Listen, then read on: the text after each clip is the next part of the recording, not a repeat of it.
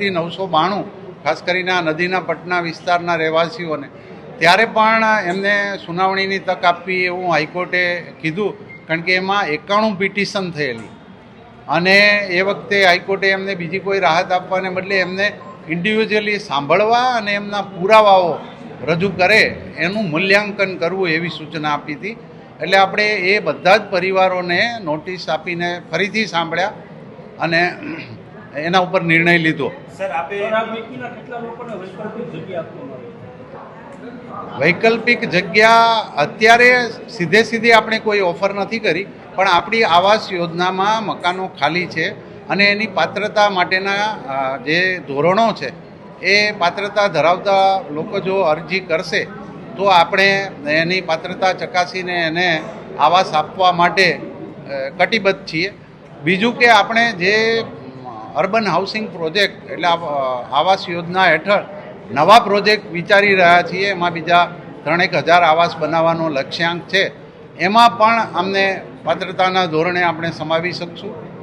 એટલે જે વિસ્થાપિતો છે એને પણ એક પોતાના ઘરનું ઘર પ્રાપ્ત કરવાની તક રહેશે.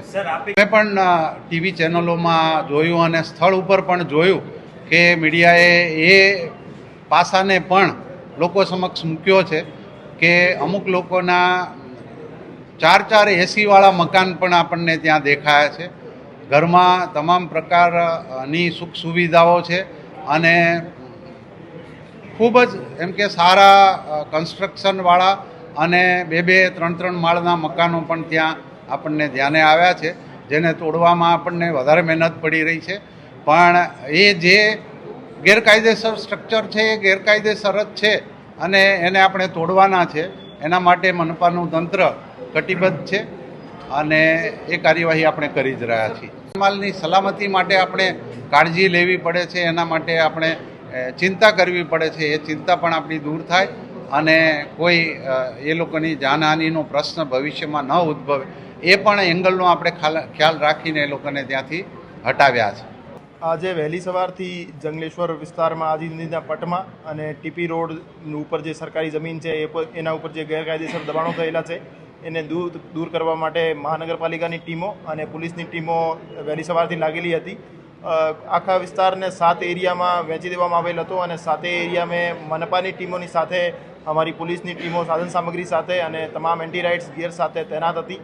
અને છેલ્લા ઘણા દિવસોથી મનપાની ટીમો દ્વારા અને પોલીસની ટીમો દ્વારા ઘરે ઘરે જઈ દરેક રહેવાસીને, દરેક દબાણકર્તાને સમજાવવામાં આવતા હતા. એના લીધે મોટાભાગના જે દબાણકર્તાઓ છે એને સ્વૈચ્છિક રીતે પોતાના દબાણ તોડી પાડ્યા હતા અને બાકીના જે દબાણકર્તા હતા પોતાની રીતે પોતાનો સામાન લઈ જતા રહ્યા હતા. તો પોલીસ સાથે ઘર્ષણનો અથવા તંત્ર સાથે ઘર્ષણનો એક પણ કોઈ બનાવ બનેલ નથી અને આખું જે ડિમોલિશનની પ્રક્રિયા છે શાંતિપૂર્ણ રીતે અને સૌહાર્દપૂર્ણ માહોલમાં આજની પ્રક્રિયા પૂર્ણ થયેલ છે અને આવતીકાલે વહેલી સવારથી ફરીથી જે બાકી રહેલા ડિમોલિશન છે એ મહાનગરપાલિકાની ટીમો સાથે પોલીસનો બંદોબસ્ત સાથે તોડવાની પ્રક્રિયા હાથ ધરવામાં આવશે.